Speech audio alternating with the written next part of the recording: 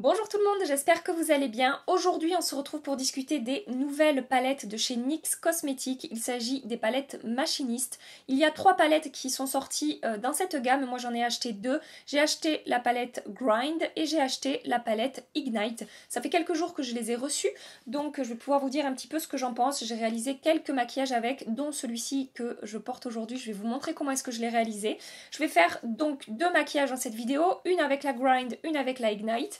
Je vais vous faire des swatchs et vous parler un peu de la qualité et vous dire si oui ou non ces palettes valent le coup ou pas. Donc si ça vous intéresse, restez branchés, je vais tout de suite passer dans le vif du sujet. Juste avant ça, on pense à liker cette vidéo si elle vous a plu, si vous avez passé un agréable petit moment en ma compagnie. Et pensez à vous abonner si ça n'est pas déjà fait pour ne rien manquer de la suite de nos aventures YouTube.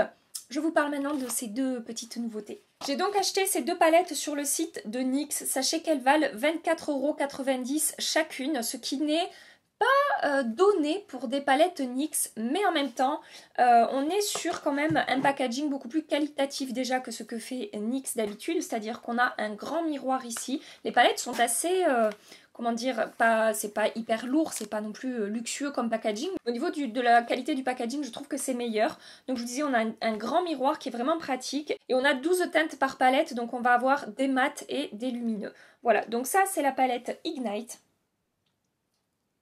Et voilà pour les teintes de la palette Grind. Je vous avais dit dans mon haul précédent qu'elle ressemble un petit peu à la Subculture. On est sur le même genre de teinte, après c'est pas un dupe parfait, mais on peut tout à fait réaliser le même genre de make-up avec cette palette qu'avec la Subculture de chez Anastasia. Je vais passer tout de suite au swatch et vous dire un petit peu ce que je pense de ces fards et de la qualité de ces fards.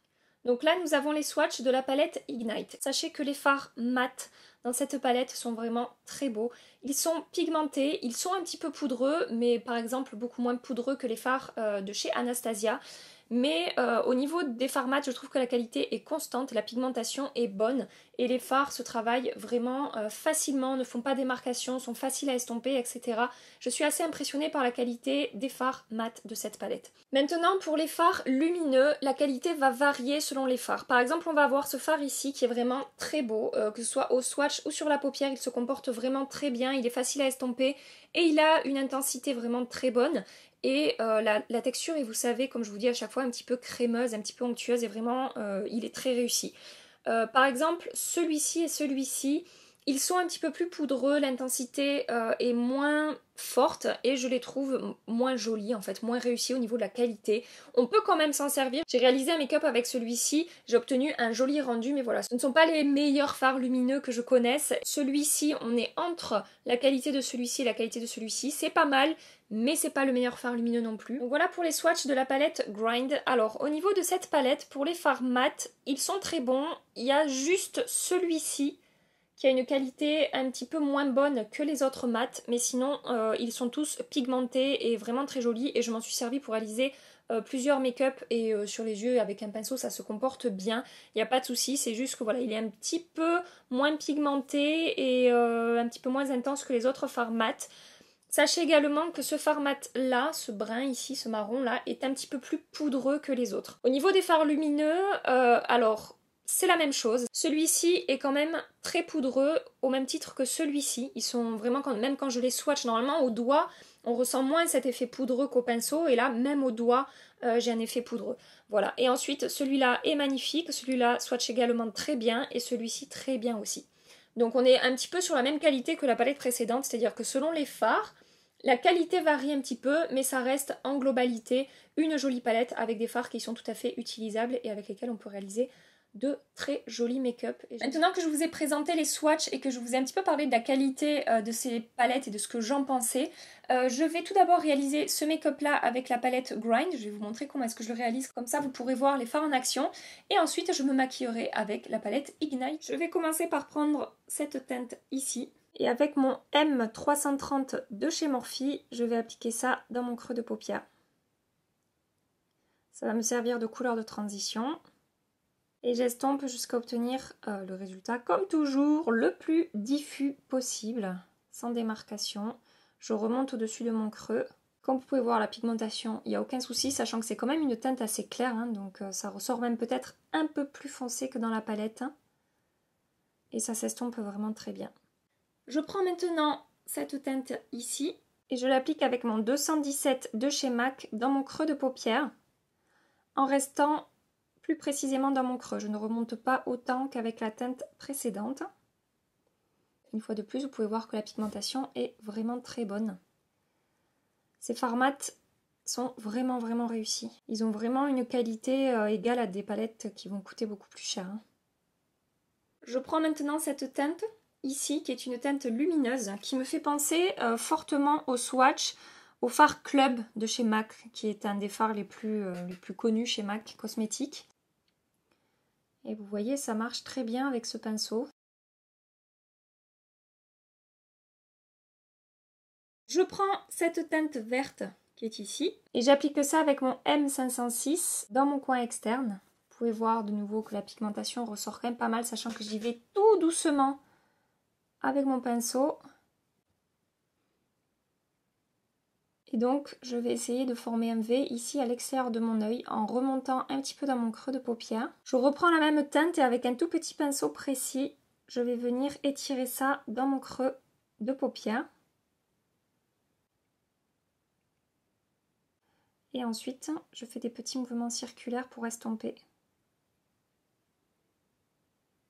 Et ensuite, je prends mon pinceau 286 de chez MAC et j'estompe mon creux de paupière. Je viens légèrement réappliquer la teinte que j'avais appliquée sur toute ma paupière mobile pour la réintensifier un petit peu. Je prends cette teinte violet foncé ici. Et avec un petit pinceau crayon assez pointu qui n'a pas de référence, je suis désolée, je vais légèrement encore intensifier mon coin externe. Avec un fard noir et mon pinceau biseauté 317 de chez Zoeva, je vais tracer un trait de liner. Avec une lingette démaquillante, je vais venir nettoyer mon dessous d'œil. Et ça me permet de nettoyer aussi mon coin externe ici, de retracer un petit peu la ligne. Je vais maquiller mon deuxième œil, appliquer du mascara, terminer mon teint hors caméra et je reviens tout de suite avec vous. Je vais maintenant maquiller mon ras de cils inférieur. Pour ça, je vais commencer par prendre la teinte ici. Et avec un petit pinceau que j'avais reçu dans une palette de chez Anastasia, je vais longer mon ras de cils inférieur en partant du coin externe et en rejoignant quasiment le coin interne. Je prends cette teinte qui est ici. Et avec mon petit pinceau précis que j'ai nettoyé entre temps parce que je l'avais utilisé pour appliquer le vert, je vais l'appliquer en partant du coin externe et jusqu'au milieu à peu près de mon œil. Je prends maintenant cette teinte ici et avec mon pinceau crayon assez précis, je vais venir déposer cette teinte le long de mon ras de cils inférieur en restant plutôt au coin externe. Je reprends cette teinte ici et je vais l'appliquer quasiment du coin interne, mais pas tout à fait dans mon coin interne. Je pars d'ici et je rejoins ce que j'ai fait dans mon coin externe et je fonds les matières ensemble. Je vais prendre cette teinte ici et avec un tout petit pinceau précis, je vais tenter la touche de lumière, mais je me demande si ça va être assorti au reste du make-up. Oui, j'ai l'impression que plutôt. Ça passe plutôt bien. Donc avec mon pinceau biseauté que j'ai humidifié et le fard noir dont je me suis servi tout à l'heure, je vais déposer ça dans ma muqueuse. C'est ce que je fais des fois quand j'ai la flemme de sortir un crayon noir. Oui, parce que je suis ce genre de nana. Ils sont pas très loin, hein, mais bon. Je humidifie un pinceau et je le fais avec du fard. Et sachez que le fait que ce soit un bon spray fixant avec lequel j'humidifie mon pinceau, ça tient toute la journée en fait. Peut-être c'est une erreur hein, de le faire, je ne sais pas. Peut-être vous allez faire des bons en me disant Gaby, faut pas faire ça. Je ne sais pas, mais ça m'arrive de le faire. J'applique du mascara au ras de cils inférieur. J'ai terminé mon maquillage avec la palette Grind. Donc moi je suis partie sur quelque chose de smoky, d'assez chargé. Sachez que vous pouvez tout de même faire des maquillages beaucoup plus légers avec cette palette, des maquillages portables au quotidien, parce que je sais que pour certaines ça c'est importable même en soirée et pour d'autres c'est tout à fait portable même en journée. Bref, voilà. Donc en fait ce que je veux vous dire par là c'est qu'on peut réaliser toutes sortes de make-up avec cette palette comme avec l'autre. Je vais maintenant passer au maquillage avec la palette Ignite. Je vais commencer par prendre cette teinte et avec mon E22 de chez Morphe, j'applique ça dans mon creux de paupière comme couleur de transition. Donc la pigmentation de ce fard est vraiment très bonne, il n'y a rien à dire, il se travaille très facilement, il s'estompe très facilement, ne fait pas de démarcation, vraiment rien à dire.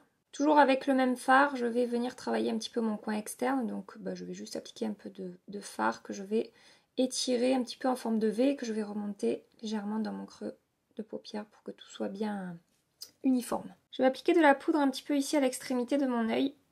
Parce que vu que j'ai déjà fait mon teint, ça me permet de définir un petit peu l'extérieur de mon maquillage. Je vais prendre cette teinte ici. Donc cette teinte fait partie des fards lumineux qui sont assez poudreux et qui au swatch n'est pas d'aussi bonne qualité que certains autres lumineux. Mais je voulais justement vous montrer qu'on peut quand même avoir un résultat tout à fait correct sur la paupière malgré la texture de ce fard qui n'est pas idéale. Donc là je l'applique avec un pinceau de chez Anastasia qui est le numéro 18. Vous pouvez voir qu'au pinceau déjà j'ai une intensité correcte. Et là je vais vous montrer qu'avec le doigt c'est encore plus intense et que le résultat, vous voyez, c'est tout à fait correct quoi. Je vais maintenant prendre cette teinte ici. Alors cette teinte ici fait partie des lumineux par contre que je trouve d'excellente qualité même au swatch. Je vais l'appliquer en formant un V. Regardez comme ça ressort bien. Cette teinte est vraiment très très jolie. Que ce soit la teinte ou la texture, enfin voilà, ou la qualité du fard, vraiment j'ai rien à dire. Et donc avec la pointe du pinceau, je vais ramener cette teinte dans mon creux de paupière. Avec le premier fard que j'ai appliqué dans mon creux de paupière, je vais venir travailler les bords ici, estomper un petit peu, dégrader un petit peu. Je prends cette teinte ici et avec un vieux pinceau de chez Nars qui n'existe plus, je vais estomper les bords de mon maquillage pour que ce soit moins marqué. Je prends cette teinte et avec mon pinceau 223 de chez Zoeva, je vais accentuer un petit peu plus mon coin externe. Je reprends cette teinte et avec mon pinceau Zoeva 317 que j'ai humidifié, je vais venir intensifier ma ligne de cils et tracer un petit trait de liner. Je reprends cette teinte que j'avais utilisée dans mon creux de paupière et avec mon 232 de chez Zoeva, je vais appliquer ça le long de mon ras de cils inférieur, quasiment jusqu'au coin interne. Et je rejoins mon coin externe ici. Je prends cette teinte ici et avec un pinceau plat et fin, je vais intensifier ma ligne de cils inférieure ici. Je prends cette teinte ici, qui est la teinte que j'avais appliquée sur toute ma paupière mobile. Je vais l'appliquer le long de mon ras de cils en partant du coin interne et en rejoignant ce que j'ai appliqué tout à l'heure. Et je viens fondre les matières ici, au milieu de mon œil. Je prends mon petit enlumineur. Non, c'est pas un petit enlumineur ça. C'est un méga enlumineur. Je prends mon méga enlumineur qui d'ailleurs s'appelle, je crois, Oméga.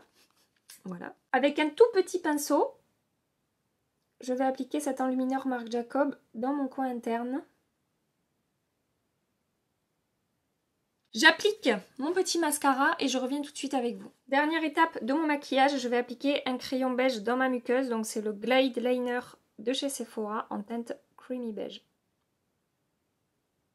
J'ai terminé mon maquillage avec la palette Ignite, j'espère que le résultat vous plaît. Pour conclure par rapport à ces deux petites palettes, sachez que personnellement je les valide. Même si au premier abord quand j'ai fait les swatchs au tout début, même avant que je vous les présente, j'étais assez sceptique, finalement j'ai toujours apprécié les make-up que j'ai réalisés avec. Vous avez pu voir que les fards se travaillent bien, que le rendu est joli et même les fards qui sont un petit peu chunky, un petit peu secs et poudreux, au final ça se passe très bien sur la paupière. Cette vidéo touche à sa fin puisque je crois que je vous ai tout dit par rapport à ces palettes. J'espère que ça vous a plu, j'espère que vous avez passé un agréable petit moment en ma compagnie. En attendant ma prochaine vidéo, je vous fais des milliards de bisous. Mouah. Prenez soin de vous et à très bientôt. Bye bye. Cette teinte que j'avais utilisée dans mon creux de paupière. Dans mon creux de paupière. De quoi? Ouais. Je me demande de qui je tiens ça. C'est ma mère qui me dit que je suis têtue comme une mule. Je lui dis, tiens donc, c'est étonnant, la connaissant. Je suis glowy aujourd'hui.